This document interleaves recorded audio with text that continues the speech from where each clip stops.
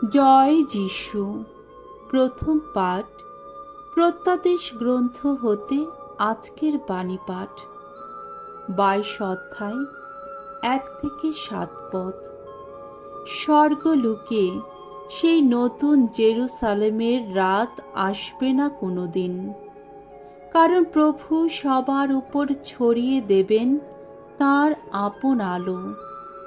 আমি যোহন এক দিব্য দর্শনে দেখতে পেলাম, একজন স্বর্গদূত আমাকে দেখাচ্ছেন জীবনদায়ী সেই জলের মহানদী। তার জল স্ফটিকের মতোই স্বচ্ছ। নদীটি ঈশ্বর ও মেষ শাবকের সেই সিংহাসন থেকেই উৎসারিত। নগরীর রাজপথের মাঝখান দিয়েই তা বয়ে চলেছে। নদীটির দুধারে দাঁড়িয়ে রয়েছে জীবন বৃক্ষ। এই গাছে বছরে 12 বার ফল হয়, প্রতি মাসে একবার করে। এর পাতার এমন গুণ আছে যা সকল জাতির মানুষকে সুস্থ করে তোলে। সেই নগরীতে অভিশপ্ত কোনো কিছুই স্থান পাবে না।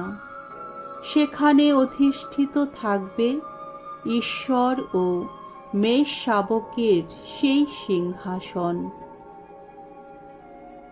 সেখানে ঈশ্বরের সেবকেরা প্রতিনিয়তই তার আরাধনা করে চলবে।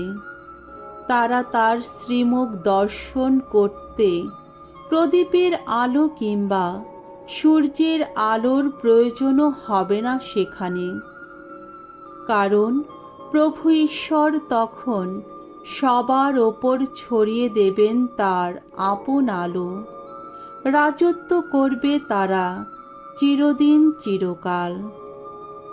স্বর্গদূত এবার আমাকে বললেন, তোমার লেখা এই সব কথা সত্য বটে, বিশ্বাসযোগ্য বটে।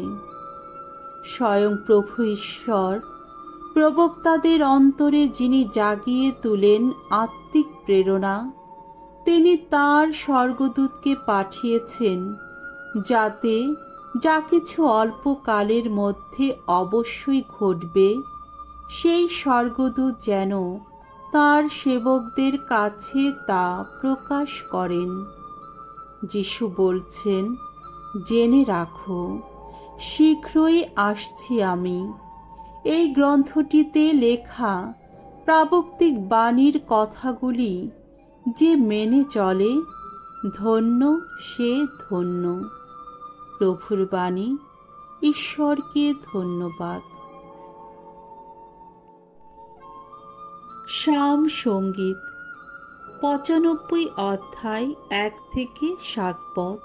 ধো মারানাথা, এসো প্রভু তুমি এসো। ভগবানের সম্মানে এসো হর্ষধ্বনি করি। আমাদের ত্রাণশৈল যিনি, এসো তার নামে জয়ধ্বনি তুলি।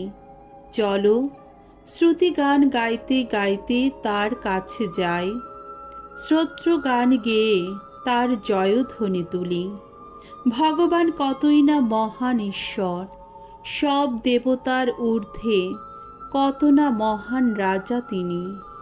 পৃথিবীর অতল গভীরের সব কিছু তারই অধীনে, সমস্ত পর্বত চূড়া তারই অধিকারে। মহাসিন্ধু তারই, সে তো তারই সৃজন। স্থলভূমিও তারই, সে তো তার নিজেরই রচনা। আমরা প্রণত হই, এসো প্রণিপাত করি আমাদের সৃষ্টিকর্তা ভগবান যিনি। এসো তার শ্রীচরণে নত জানু হই। মনে রেখো, আমাদের ঈশ্বর তিনি, আমরা সবাই তারই পালিত জনগণ, তারই চালিত মেষপাল। বাণী বন্দনা। জয় জয় প্রভুর জয়। তোমরা সজাগ হয়ে থাকো আর সর্বদাই প্রার্থনা জানাও। প্রভুর সামনে সেদিন তোমরা দাঁড়াবার শক্তি যেন পাও। জয় জয় প্রভুর জয়।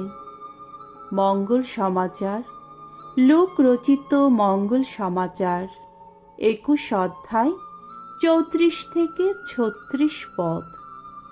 জেগে থাকো তোমরা, সব সময়ই প্রার্থনা করো, যাতে সমাপ্তি কালের সেই মহাদিনটিতে তোমরা নিরাপদে থাকতে পারো।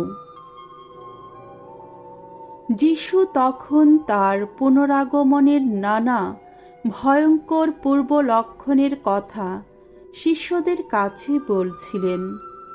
এই প্রসঙ্গে তিনি তাদের বললেন, নিজেদের সম্বন্ধে সতর্ক থেকো তোমরা। দেখো, উচ্ছৃঙ্খল আমোদ প্রমোদে, মাতলামিতে আর পার্থিব যত ভাবনা চিন্তায় তোমাদের মনটা যেন ক্রমে ক্রমে স্থূল হয়ে না যায়, পাছে সেই মহাদিনটি তোমাদের চারধারে হঠাৎ নেমে আসে একটা জালেরই মতো। কারণ সারা পৃথিবীর বুকে যারা যেখানে বাস করে তাদের সকলেরই ওপর তা একদিন নেমে আসবেই। তাই জেগে থাকো তোমরা, সব সময়ে প্রার্থনাই করো, যাতে এই যা কিছু একদিন ঘটবে তা নিরাপদে কাটিয়ে ওঠবার মতো শক্তি তোমরা যেন পেতে পারো, আর মানব পুত্রের সামনে দাঁড়াবার মতো মনের ভরসাও তোমরা যেন পেতে পারো। প্রভুর মঙ্গলময় বাণী। খ্রিস্ট প্রভু তোমার প্রশংসা হোক।